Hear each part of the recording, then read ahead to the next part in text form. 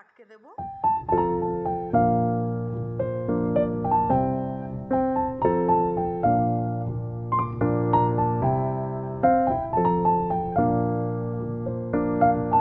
নমস্কার বন্ধুরা, আমি আজকে এই গরমে বানাচ্ছি কাঁচা আমের আইসক্রিম। আমি কাঁচা আম দুটো নিয়ে নিয়েছি, দুটোকে আমি আগে প্রথমে সেদ্ধ করে নেব, নিয়ে তারপর পুরো আইসক্রিমের প্রসিডিউরটা আমি দেখাচ্ছি। আমের খোসাটা ছাড়াই নিয়ে আমি মাথাটা কেটে নিয়েছি। দেখো, এবার আমি এইভাবে প্রেসারে আমি একটু সেদ্ধ করে নেবো আমটাকে। আমি প্রেসার কুকারের মধ্যে আমটা দিয়ে সেদ্ধ করে নিয়ে আমি দেখাচ্ছি। বন্ধুরা দেখো, আমি আমটা সেদ্ধ করে নামিয়ে নিয়েছি, ঠান্ডা করা হয়ে গেছে। এবার আমের খোসাটাকে আমি বের করে নেবো। এইভাবে আমি একটা চামচ দিয়ে কাঠটাকে পুরো বের করে নেবো, আটিটা ছাড়িয়ে আমটাকে রেডি করে নিচ্ছি। জলটা ছাঁকিয়ে নিয়েছি, জলটা আমি এর মধ্যে রেখে দিয়েছি। এবার আমটাকে আমি পুরো খোসা থেকে বের করে নিচ্ছি, নিয়ে আবার আমি দেখাচ্ছি।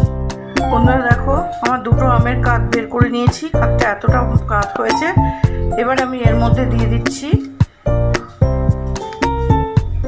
এই যে 1 চামচ মতো বিট লবণ, আর দিয়ে দিচ্ছি, মানে কাঁচা আম যেহেতু ভালোই টক, তার জন্য এরকম 1 বাটি চিনি নিয়েছি আমি।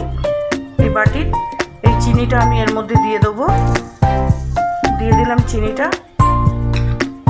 যাতে আইসক্রিমটা টক মিষ্টি হয়। আর যেহেতু আমি কোনো ফুড কালার ব্যবহার করব না, এটা যেহেতু কাঁচা আমের আইসক্রিম হচ্ছে, তার জন্য আমি দিয়ে দিচ্ছি কটা পুদিনা পাতা। এই দিয়ে একসঙ্গে আমি মিক্সিতে পেস্ট করে নিচ্ছি, নিয়ে আমি আবার আসছি। বন্ধুরা দেখো, আমার আমটাকে মিক্সিতে পেস্ট করা হয়ে গেছে।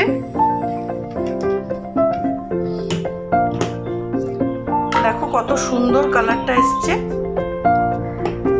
এবার আমি এটাকে স্ট্রেনারে ফেলে ছেঁকে নেব।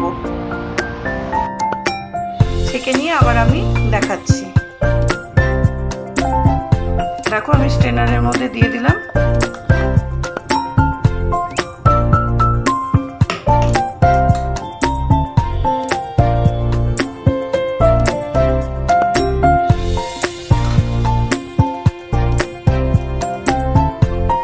রেডি করে নিয়ে দেখো, আমি পুরো স্ট্রেনারে ফেলে চালিয়ে এইভাবে এই আমের আইসক্রিমটা, কাঁচা আমের আইসক্রিম বলে এটাকে আমি এইরকম থিকনেসটা করেছি।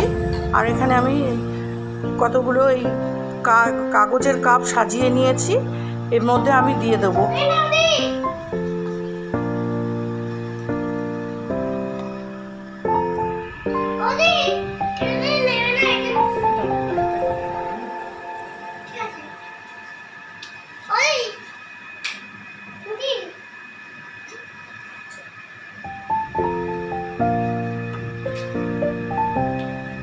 দেখো, আমি এবার গ্লাসের মধ্যে দিয়ে দিচ্ছি।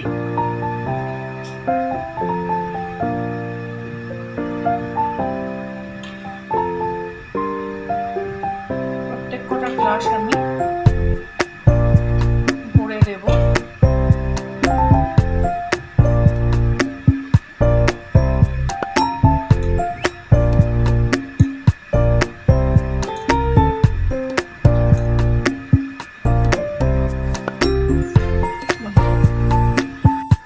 বন্ধুরা দেখো, আমি এই গ্লাসগুলোর মধ্যে আমি দিয়ে দিয়েছি কাঁচা আমের যে আমি আইসক্রিম করব বলে যে পালটা তৈরি করেছি, সেই পালটা আমি দিয়ে দিয়েছি। এবার আমি নিয়েছি এরকম প্লাস্টিকের পেপার। এই পেপারগুলো দিয়ে আমি মুখগুলোকে আটকে দেব।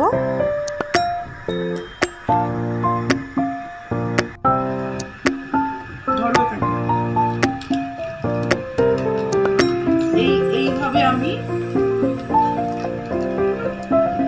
প্লাস্টিকটা দিয়ে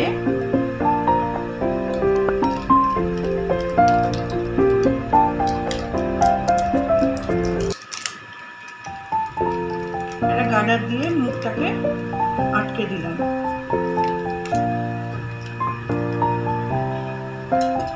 এবার আমি ছুরি দিয়ে মাঝখানটা একটু ছোট করে কেটে নেব।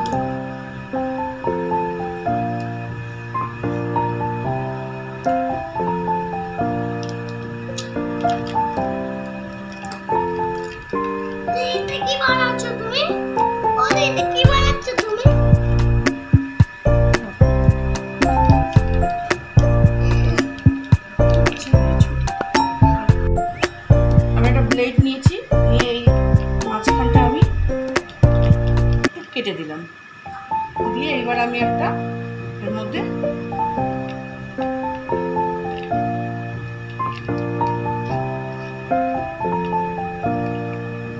কাঠি দিয়ে দিয়েছি। এইভাবে আমি প্রত্যেক কটা কাপ রেডি করে নিয়ে আমি রেখেছি। বন্ধুরা দেখো আমার আইসক্রিমের ইয়েগুলো কাপগুলো সব রেডি হয়ে গেছে। এবার আমি ডিপ ফ্রিজে দিয়ে দেবো, অন্তত 4 ঘন্টা জন্য আমি ডিপ ফ্রিজে দিয়ে দেবো। এখন বাজে 12টা। হ্যাঁ, আমি এই 12টার সময় আমি এটা ফ্রিজে দিচ্ছি। আমি 4 ঘন্টা, ঠিক 4 ঘন্টা পরে আমি এটা বার করব ফ্রিজ থেকে।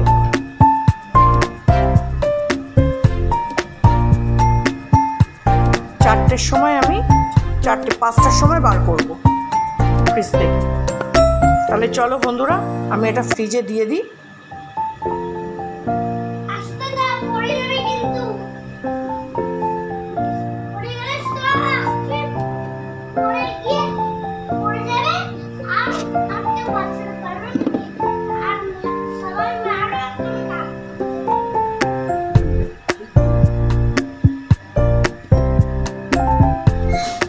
দেখো বন্ধুরা, আমি এবার এটা ডিপ ফ্রিজে দিয়ে দিলাম 4 ঘন্টার জন্য। কিরে, কেমন লাগছে আইসক্রিম?